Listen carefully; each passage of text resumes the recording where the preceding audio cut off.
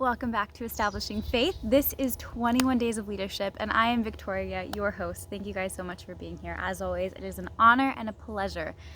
Today, we are talking about what to do when it looks like the world is falling apart, when everything is contracting, when there's pure chaos. How do you lead in chaos? How do you lead effectively? How do you innovate in chaos?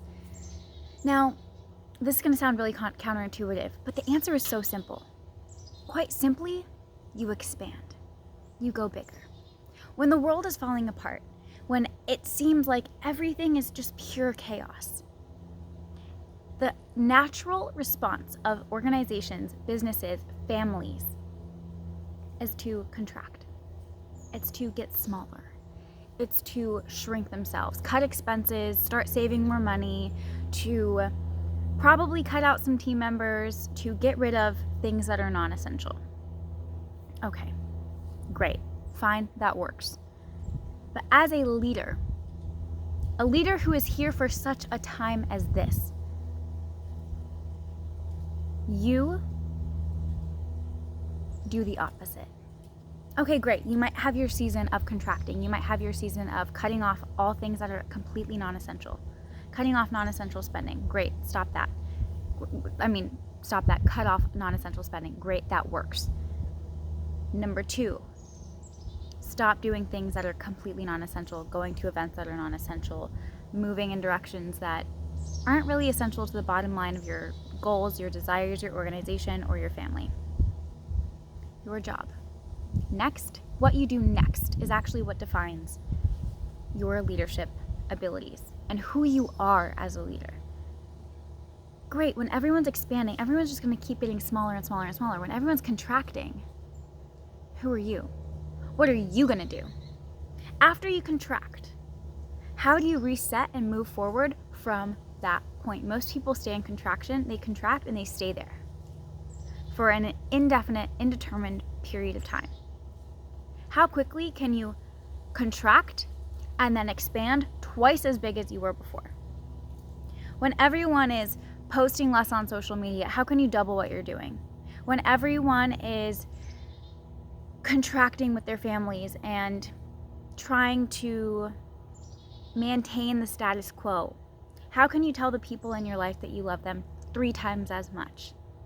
How can you show with your actions how much you love your family members twice as much as you're already doing? How can you spend twice as much time with your family as you do now? How can you show your team members that you care for them, that you value them, that they are essential to your organization twice as much that you already are right now? How can you go bigger? How can you set your targets and your goals and your desires twice as big as where you are now? And let me tell you something, the real leaders don't even go twice as big. They go 10 to 100 times as big. Because let me tell you something, your 10x is easier than your 2x. And your 100x is easier than your 10x. The bigger you go, the easier it gets. There is less congestion at the top. There is less competition at the top. How much bigger can you go? How much more can you show your people and your life how much you love them and you cherish them and you care about them? Your team members, your family members, your coworkers. How much bigger can you take your organization? If you have a goal of making $100,000 by the end of the year in December for your organization, how can you 10x that? What would it take for you to 10x that? What would it take for you to 100x that? And you make that your target. You make that your goal. Because this is what is going to make you stand out in times of trial, in times of heartache, in times of collective fear. How can you go bigger?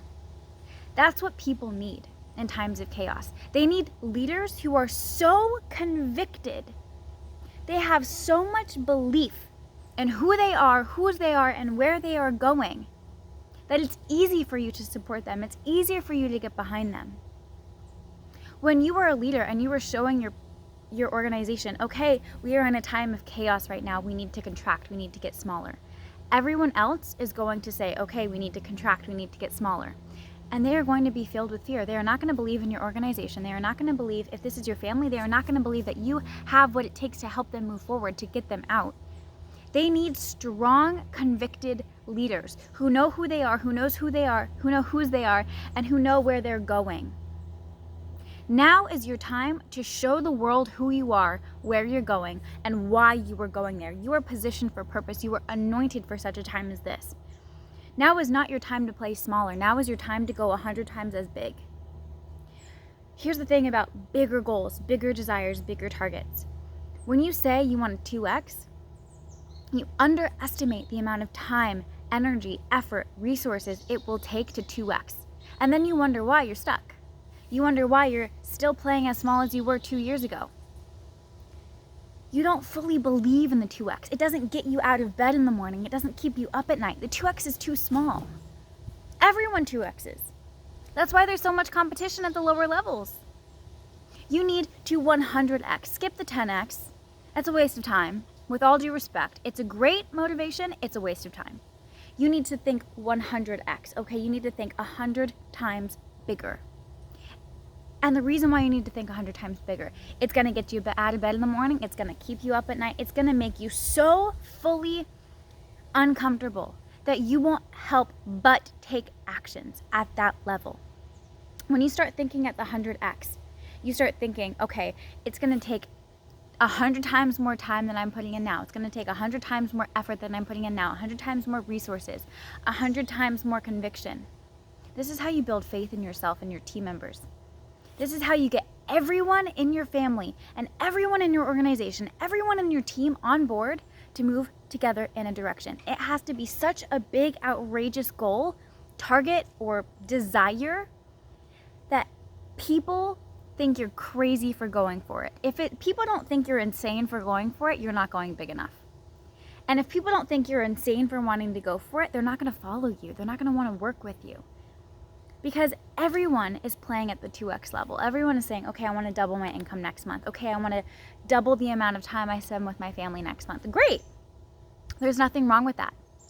But if you want average, that's what you do. If you are here to be extraordinary. You are here to create legacy, impact, influence, wealth, joy, love. You can't say you want a legacy and then 2x. If you say you are here for the legacy play, for the purpose that God has for you, you have to say, okay, I commit to the 100x. It is a time of contraction. It is a time of global uncertainty. How am I going to lead in this time? Because who you are in the chaos is who you are in the peace. This determines how much strength, how much capability you have as a leader when you are able to lead in times of uncertainty. That is who you will be in times of peace.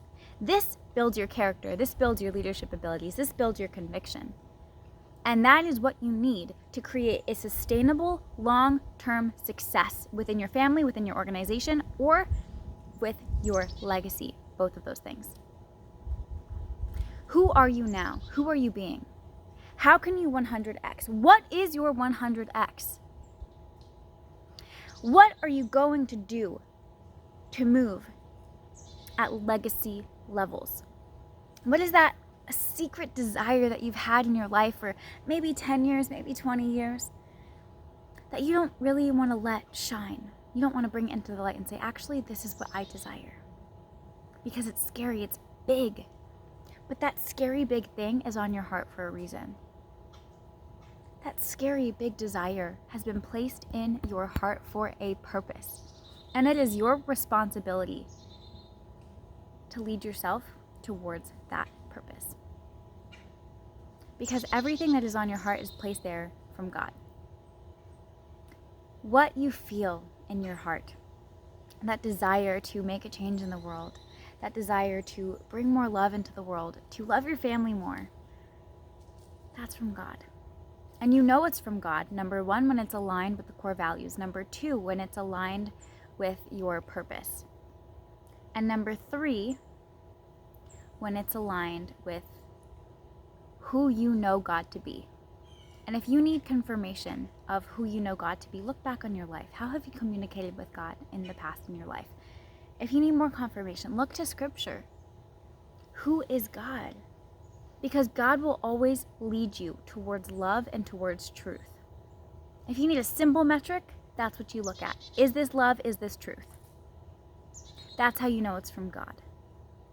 And if it's in alignment with those things, if it's in alignment with love and it's in alignment with truth, you know it's from God. And that's how you know, that's how you move forward. You move forward into that 100x when that desire, that goal is made of love and it is made of truth. Because that is who God is. And that's how you are. That's who you are and whose you are. So today, how can you 100x? What is your 100x goal? What is your 100x desire? How are you going to go bigger when everyone is getting smaller? Drop it in the comments. I want to hear. I want to pray for you. I want to encourage you. I want to know who you are. Sound off down below. Let this be your accountability. Say, yes, I am going to this crazy 100x goal. Where I am right now is not where I'm going to stay. I'm going to lead myself, my organization, my family, the people I love to the promised land, to that 100x. Write it down below. Let this be your encouragement and let this be your accountability. Let this be something you look back on 5, 10 years from now and say, wow, that's where the seed was planted. Look at how much it's grown.